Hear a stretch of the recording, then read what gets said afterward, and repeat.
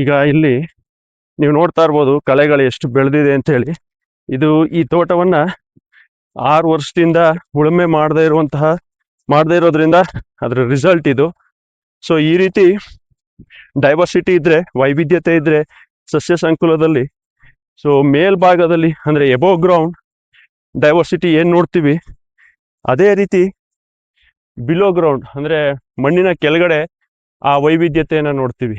ಆ ವೈವಿಧ್ಯತೆ ಎಷ್ಟು ಮುಖ್ಯವಾಗ್ತದೆ ಅಂತ ಹೇಳುವಂತ ಒಂದಷ್ಟು ವಿಚಾರಗಳು ಹೇಳುವುದಕ್ಕೆ ಸಲುವಾಗಿ ಈ ವಿಡಿಯೋ ಮಾಡ್ತಾ ಇದ್ದೀನಿ.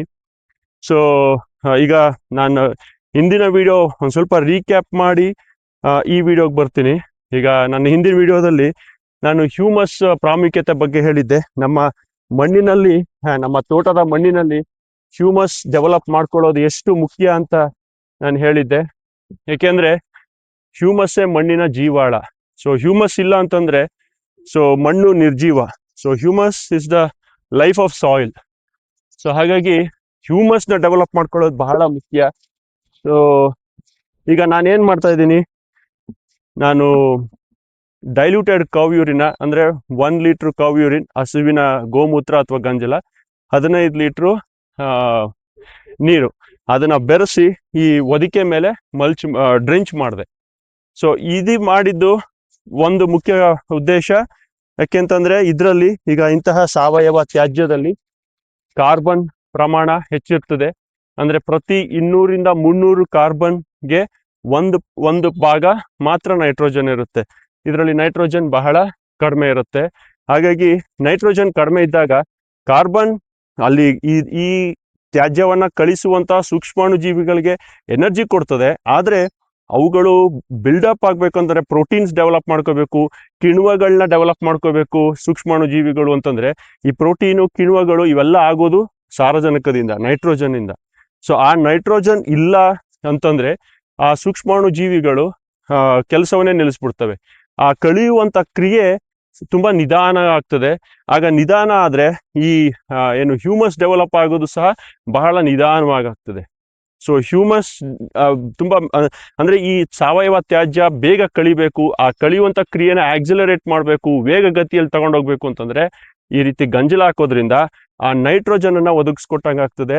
ಆಗ ಸೂಕ್ಷ್ಮಾಣು ಜೀವಿಗಳು ವೇಗಗತಿಯಲ್ಲಿ ಮಲ್ಟಿಪ್ಲೈ ಆಗಿ ಇವುಗಳ ಮೇಲೆ ಕೆಲಸ ಮಾಡಿ, ಸಾವಯವ ತ್ಯಾಜ್ಯದ ಮೇಲೆ ಕೆಲಸ ಮಾಡಿ ಅಲ್ಲಿನ ಏನು ಆ ತ್ಯಾಜ್ಯವನ್ನ ಕಳಿಸಿ ಹ್ಯೂಮಸ್ ಆಗಿ ಡೆವಲಪ್ ಮಾಡ್ತದೆ. ಸೊ ನಾನು ಹಿಂದಿನ ವಿಡಿಯೋದಲ್ಲಿ ಹೇಳಿದ್ದೆ, ಹ್ಯೂಮಸ್ ಅದು ಈ ಸಾವಯವ ತ್ಯಾಜ್ಯ ಕಳಿತು ಇನ್ನೇನು ಕಳಿಯೋದಕ್ಕೆ ಅಲ್ಲಿ ಉಳಿದಿಲ್ಲ ಅನ್ನೋ ಒಂದು ಘಟ್ಟ ತಲುಪಿರುವಂತಹ ಕಾರ್ಬನ್ ಅದು.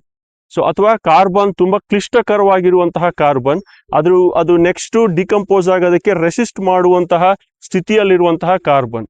ಸೊ ಮತ್ತೆ ಆ ಹೆಚ್ಚಿನ ಕಾರ್ಬನ್ ಮಣ್ಣಿನ ಕಣಗಳಿಗೆ ಅಂಟ್ಕೊಂಡ್ಬಿಟ್ಟಿರ್ತದೆ ಸಹ. ಸೊ ಆ ಹ್ಯೂಮಸ್ ತಲುಪಬೇಕು ಅಂತಂದ್ರೆ ಬಹಳ ಸಮಯ ಹಿಡಿಯುತ್ತೆ. ಈ ತರ ಗೋಮೂತ್ರ ಹಾಕೋದ್ರಿಂದ, ಇವನ್ ಜೀವಾಮೃತ ಹಾಕೋರು ಸಹ, ನೀವು ಜೀವಾಮೃತದಲ್ಲಿ ಏನದು, it's a diverse microbial culture, beneficial microbial culture, ವೈವಿಧ್ಯಮಯ ಉಪಯುಕ್ತ ಸೂಕ್ಷ್ಮಾಣು ಜೀವಿಗಳ ಒಂದು ಹೆಪ್ಪು.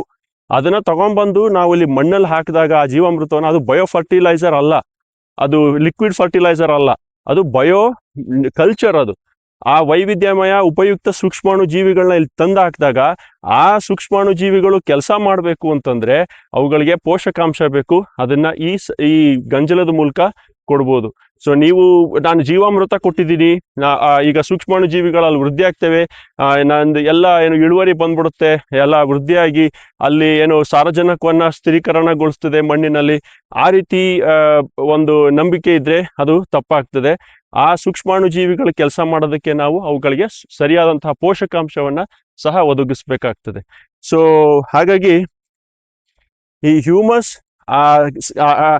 ಏನು ಆ ಕಡೆಯ ಘಟ್ಟದಲ್ಲಿ ತಲುಪ್ತದಲ್ಲ, ಆ ಹ್ಯೂಮಸ್ ಅದು ಒಂದು ಸೂಕ್ಷ್ಮಾಣು ಜೀವಿಗಳು ಮನೆ ಮಾಡ್ಕೊಂಡಿರ್ತಾವ ಅದರಲ್ಲಿ.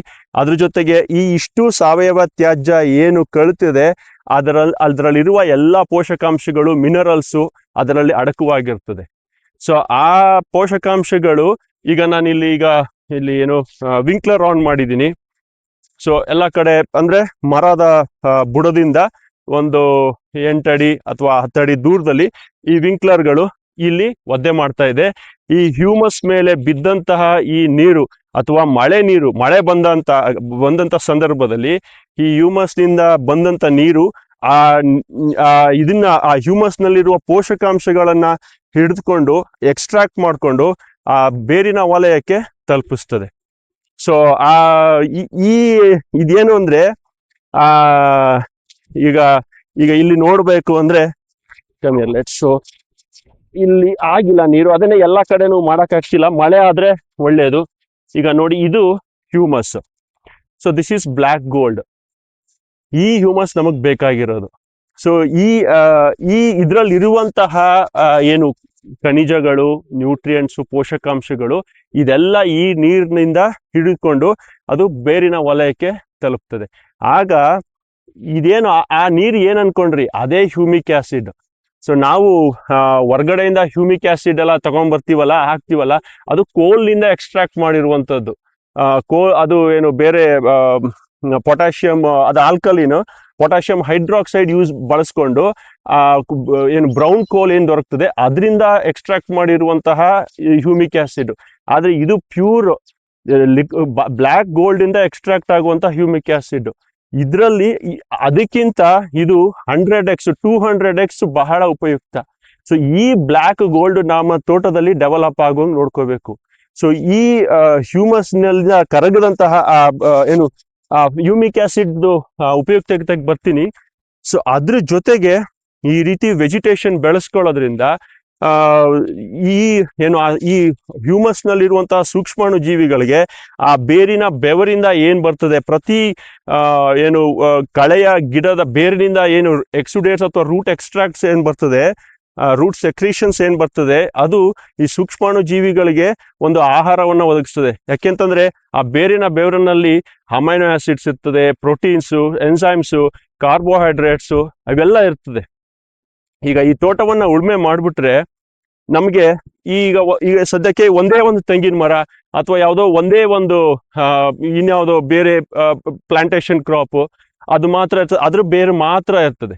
ಸೊ ಆಗ ಆ ಬೇರಿನಿಂದ ಬಂದಂತಹ ಬೇರು ಅದಕ್ಕೆ ಏನು ಅದ್ರ ಒಂದು ಜಾತಿ ಆಗಿರ್ತದೆ ಅಂತ ಇಟ್ಕೊಳ್ಳೋಣ, ಅದು ಒಂದು ಪ್ರಭೇದದ್ದು. ಈಗ ಸಪೋಸ್ ನಾವು ಈಗ ಮನೆಯಲ್ಲಿ ಬರೀ ಒಂದೇ ತರದ್ದು ಅನ್ನ ಸಾರು ಇದೇ ಅಷ್ಟೇ ತಿಂತಿರ್ತೀವಿ.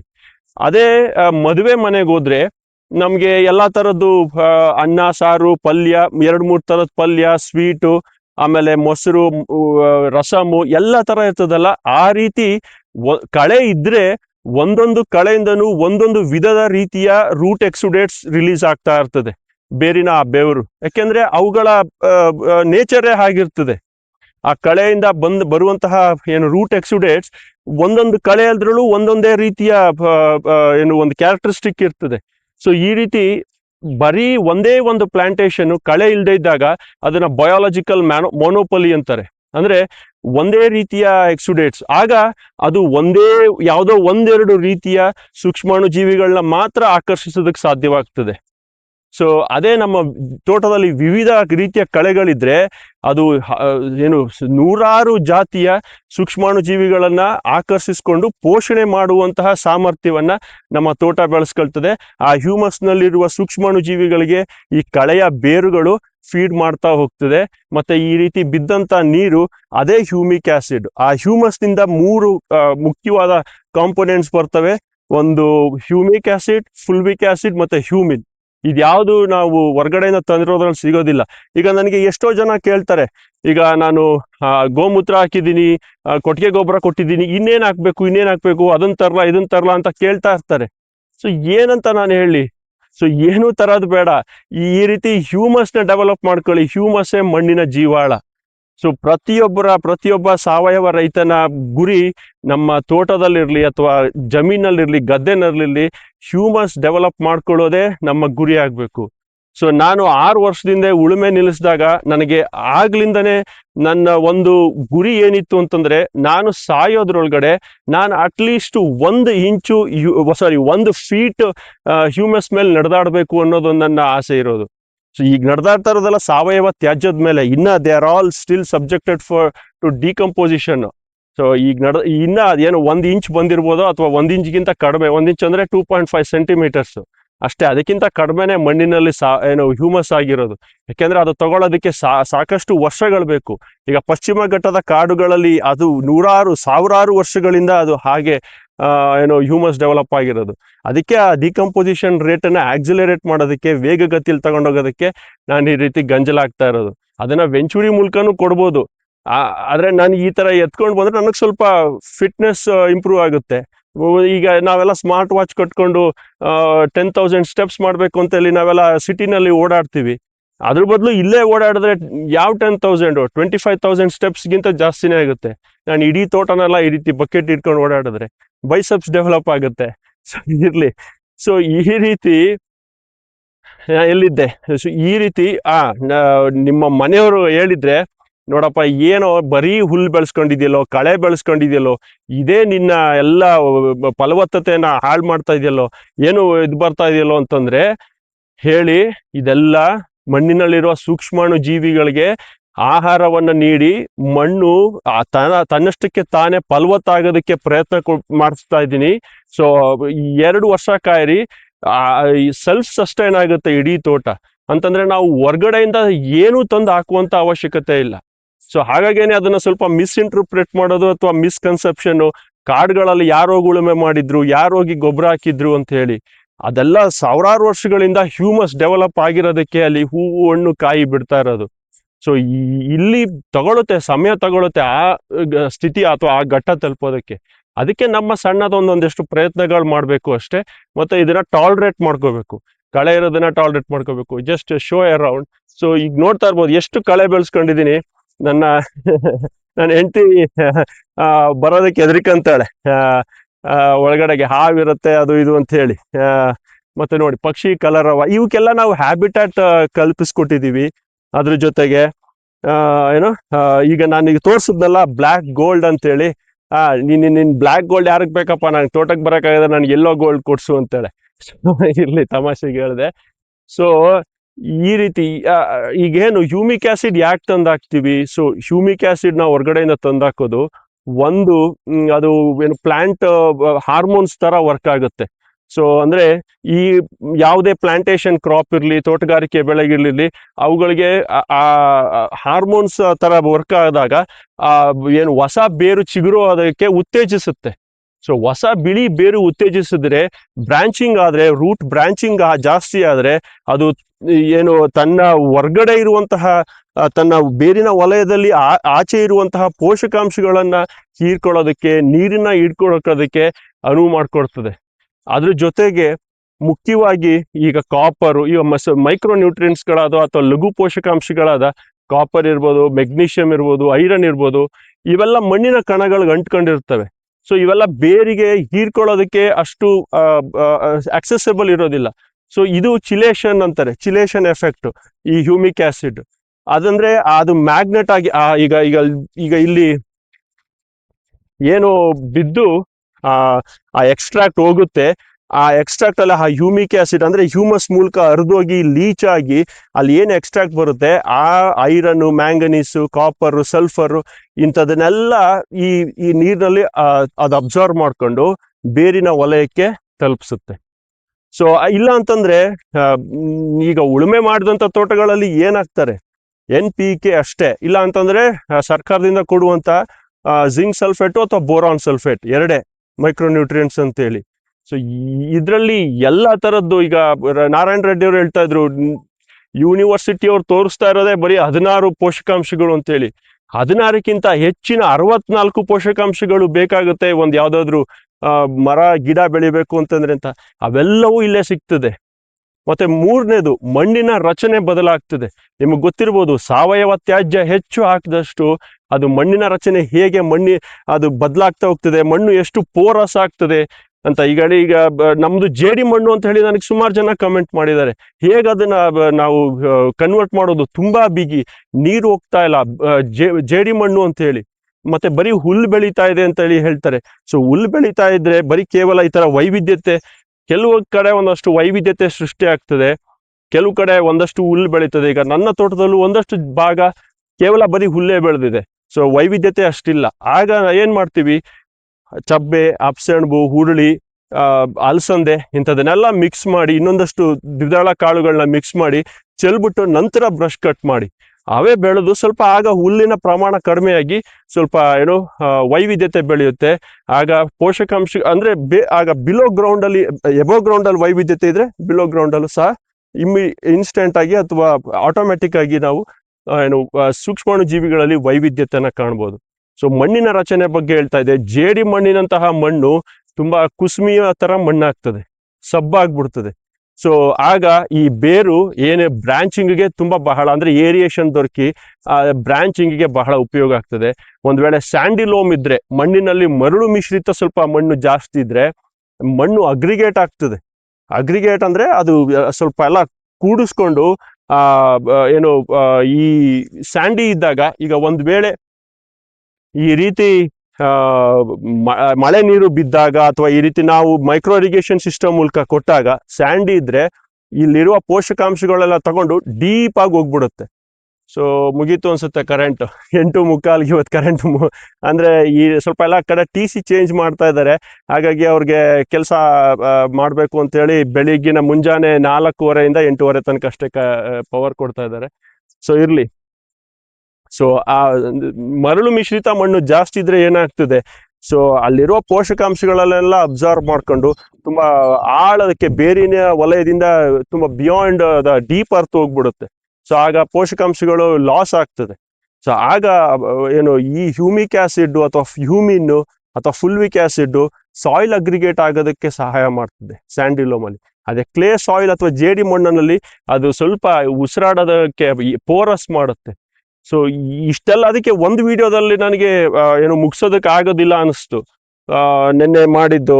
ಹಾಗಾಗಿ ಇನ್ನೊಂದಷ್ಟು ವಿಚಾರಗಳು, ಈ ವಿಚಾರಗಳನ್ನ ನಾನು ಹಂಚ್ಕೋಬೇಕು ಅನ್ನಿಸ್ತು. ಸೊ ಹಾಗಾಗಿ ನಾನು ಈಗಾಗಲೇ ಹೇಳಿದಾಗೆ ಹ್ಯೂಮಸ್ಸೇ ಮಣ್ಣಿನ ಜೀವಾಳ. ಎಲ್ಲರೂ ಎಷ್ಟೋ ಜನ, ನಾರಾಯಣ ರೆಡ್ಡಿ ಅವರು ಹೇಳಿದ್ದಾರೆ, ಹ್ಯೂಮಸ್ ಡೆವಲಪ್ ಮಾಡ್ಕೊಳ್ಳಿ, ನಿಮ್ಮ ತೋಟಗಳಲ್ಲಿ ಹ್ಯೂಮಸ್ ಡೆವಲಪ್ ಮಾಡ್ಕೊಳ್ಳಿ.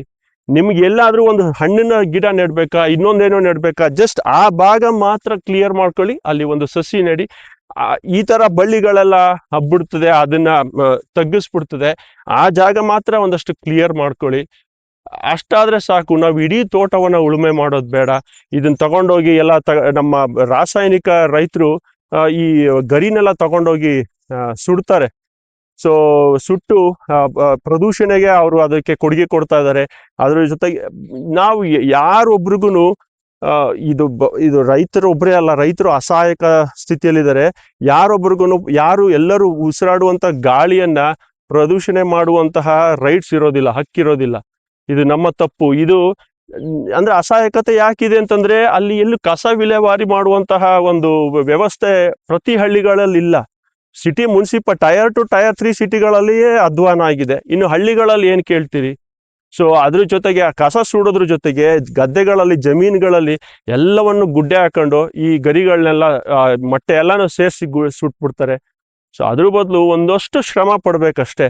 ಇದನ್ನೆಲ್ಲ ಇಲ್ಲಿ ಹೊದಿಕೆ ಮಾಡಿ, ಮಲ್ಚ್ ಮಾಡಿ, ಅದಕ್ಕೆ ನಿಧಾನಗತಿಯಲ್ಲಿ ಅದು ಒಂದಾದೊಂದು ಕಾಲದಲ್ಲಿ ಅದಕ್ಕೆ ತೇವಾಂಶ ಹದವಾಗಿ ಸಿಕ್ಕಿದ್ರೆ ಅದು ಹ್ಯೂಮಸ್ ಆಗ್ತದೆ.